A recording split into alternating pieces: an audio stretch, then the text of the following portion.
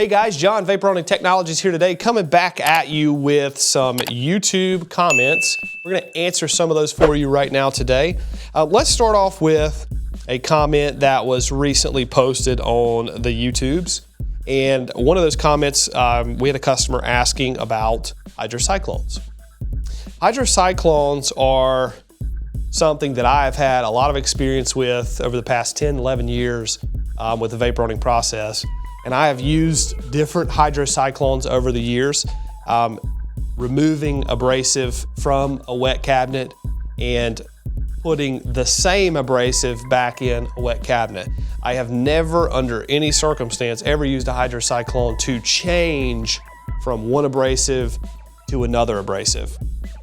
And there are many reasons for that. One of the big reasons is you would have to have multiple hydrocyclones pulling out multiple particulate sizes, and that would be the abrasive, multiple sizes of that abrasive to be able to get that machine completely clean. And then you can't completely guarantee that machine is clean enough to switch over to a different type of abrasive.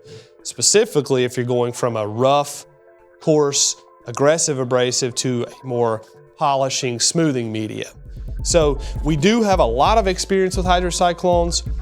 We oftentimes only sell those and recommend those for industrial applications where they're just using the same abrasive, but they don't want to move the machine to clean it, and they want something quick and easy so they can just take out, let's say 90-ish% of the old abrasive and put in the new abrasive. So hopefully that answers a little bit of some question there. But anyways, we do have very extensive experience with hydrocyclones. Hydrocyclones are fantastic.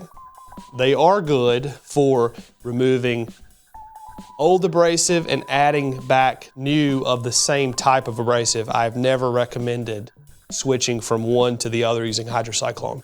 You would need to completely drain that machine and clean it out before. And by draining, you don't actually have to move the machine. I think we have some videos on that, on how to clean these machines without moving them.